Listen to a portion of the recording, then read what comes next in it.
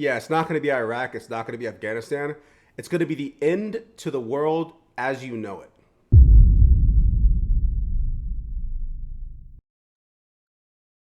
Right, what's going on, guys? Welcome back to another video. Today we have Nick Fuentes. He's going to tell us about what's going on in the world right now. So without further ado, let's go ahead and get right into it. And we have a lot to talk about, lots to get into. Big show. Our featured story. We're talking all about the war in Iran again, day 24. I'm actually losing track now. It's been going on for so long, it feels like it's been going on for my entire life. And so we're now in week four. Week four, I think. Yeah, day 24. So I guess it was week number 3 finish, on Friday night. And tonight, we got a big development. This is the mother of all tacos. We didn't get a chance to cover this because it was announced on Saturday. But on Saturday, Trump issued to date what might be the most destabilizing ultimatum against Iran. He said on Saturday that if the Strait of Hormuz is not opened in 48 hours, that Trump, Israel, maybe even Saudi Arabia would engage Iran in an all-out attack on Iran's energy infrastructure. Iran said they would retaliate and they would bomb the energy in the Gulf, as well as potentially the desalination in the United Arab Emirates, which would be like the end of the Middle East as we know it. Now picture this. So Trump says this on Saturday afternoon. He says he got 48 hours. If nothing happens, then we're going in really hard and heavy, escalating the energy warfare even further.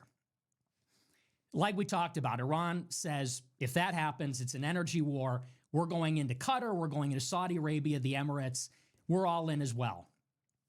Well, then this morning, I think at like 7 a.m., the timing's very critical here. 7:30 a.m. on Truth Social, Trump comes out and says, you know what? Never mind. We're good. Trump says 7:30 a.m. Monday morning. Mind you, this is half hour before the markets open, half hour before New York Stock Exchange opens. Trump says, never mind. Actually, they have 5 more days. Trump says we have talks going on. We're meeting with Iran behind the scenes. He says we have very powerful, very strong talks. He says, and now we're going to postpone the attacks, not cancel them. He says, but we're going to postpone them by 5 days. And in the meantime, we're going to see if Iran wants to make a deal. So that's going to be our main story. That's going to be our featured story. We're going to talk all about that. And like I said, this is like the mother of all ultimate taco. And I remember over the weekend, I talked about this a little bit in the group chat. I was talking with everybody, I think in a voice message, and people are saying it looks like this might be the end. This might be it. Because again, if Trump goes into Iran and bombs the energy, there's not even that much left that we can hit. If they come back and they attack desalination, they attack LNG, they attack oil, you're talking about a global recession. And this is a recession that we don't come back from for probably years, maybe a decade. So I had a lot of people asking me, what do you think is going to happen? Do you think Trump is going to go all the way? Is he going to do it? And I said this on Telegram. I said, on the one hand, he really can't back down from the threat. We can't give Iran the strategic victory. We can't lose the credibility. We need deterrence right now. At the same time, every single time that Trump makes a threat like this against Russia, against China, even the Democrats, he always backs down. I said, so it seems like basically an impossible situation. On the one hand, you have World War III. On the one hand, you have a total economic collapse. On the other hand, you have the mother of all, Trump always chickens out. I think that's a great point. I think Trump chickens out of everything. I think Trump and this administration is rife with indecision. They got us into this war, and now they don't really know what to do. That's what all the signs point to. Attacking Iran's energy facilities is the worst case scenario because Iran still has rockets, and they're willing to let the world burn, so to speak. Hey, if you're going to challenge our existence, essentially, then we're going to let the world burn, right? If you're going to threaten our populace with shutting down the energy infrastructure, we're going to do the same thing to all the countries in the Middle East that you're aligned with. That's going to essentially ruin the world stage or ruin the way that the world is operating right now, right? Because most of the oil is coming from the Middle East. So I think Trump knows that, and I think his advisors are like, even though they're all stupid, right? They're all probably sitting in that office like, hey man, maybe we shouldn't fucking bomb their energy infrastructure yet, right? Like I get it, we're in this war and we need to look big and powerful, but if they retaliate in the way that they're saying they're going to, then we're going to be in for a world to hurt, right? So yeah, he's making a good point here. And so I know everybody was watching and waiting to see as the hours counted down over the weekend, what is Trump ultimately going to decide?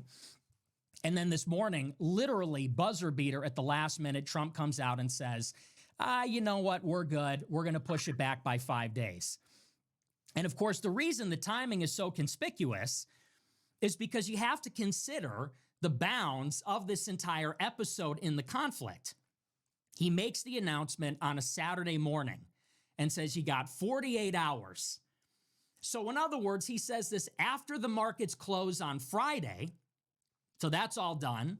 There's going to be no speculation on oil. There's going to be no speculation on gas. There's going to be no major movement in the market.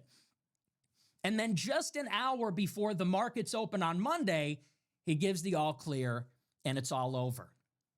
And in the meantime, when all of this is happening, the economy has gained and lost literally trillions of dollars. When he makes the ultimatum, everything crashes. Oil futures, gold, S&P 500, Bitcoin, literally every safe harbor, every market, every asset is in the toilet. Comes back on Monday and says there's actually a peace deal in the works, one that's very strong, and we're getting it together. And what do you think happens? When the market opens, everything shoots right back up. And this is classic Trump diplomacy.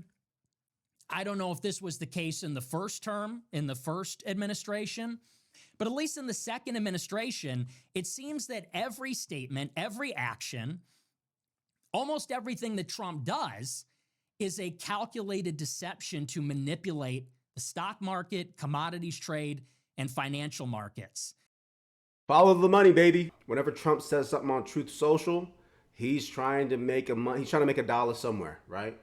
Anytime he opens his mouth, he's trying to bring in a couple 100,000, right? So I know that he's probably talking to somebody, maybe his kids, maybe his friends, whoever, but somebody's getting paid with how erratic this guy's acting, 100%. And so we're going to talk all about that tonight. That's going to be our main story. And we're going to get to the bottom of exactly what is going on here. It's a little bit confusing because, like I said, when you consider the timing, it looks like this is some kind of financial manipulation. It seems very obvious that that's what this entire thing was. This was using our leverage over the weekend, and maybe the idea is we could compel Iran into making a deal with a threat like that. In the event that Iran doesn't listen, then we can call it off and we can salvage the markets. So in a word, it looks like that is just a complete farce. When you consider, and not even just the timing of this particular ultimatum, but how the war has been carried out basically every weekend since it started. On the other hand, with that being said, we have to be careful not to say that it's a total farce, because at the same time, there's a lot of reporting that there is a deal in the works behind the scenes. And there was a big spread in the Wall Street Journal, and there was some talk from Axios, from Barak Ravid, which says that there's a handful of Middle Eastern countries that are now getting in the middle of it between the U.S. and Iran as intermediaries. And they're pleading with Washington, and they're trying to leverage Iran also to come to the table and make an agreement for the sake of the entire region. From what I understand, Iran is still standing on the position that they're not negotiating. There's nothing to talk about. The U.S. has pissed on us for too long. They tore up the nuclear deal that we signed.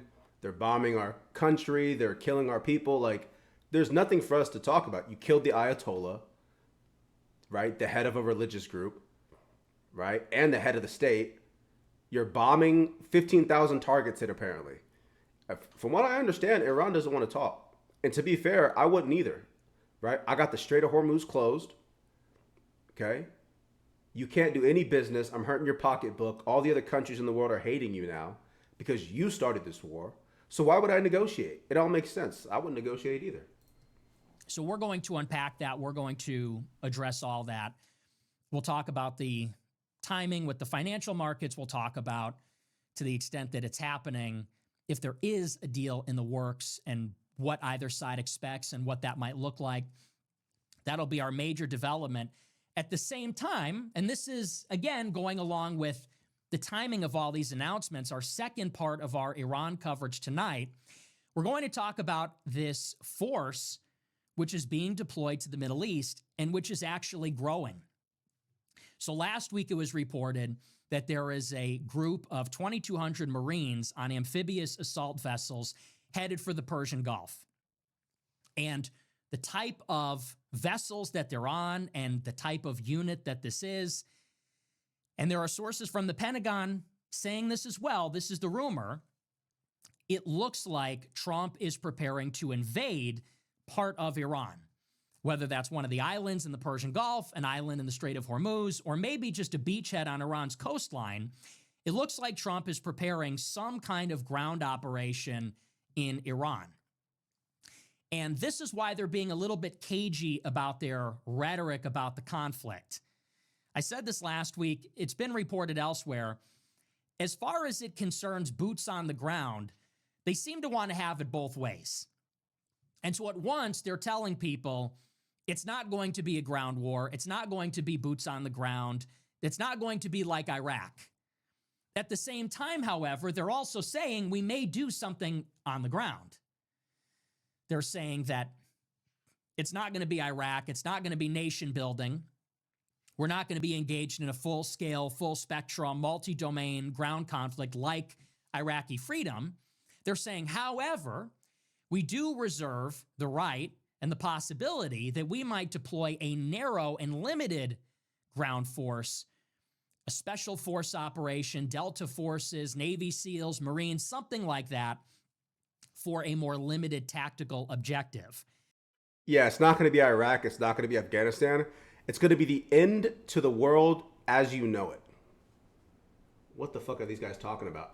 And some of those objectives they floated out are securing Iran's enriched uranium, taking Karg Island, which is the hub for Iran's oil export, taking an island in the Strait of Hormuz so that they can gain control over the strait.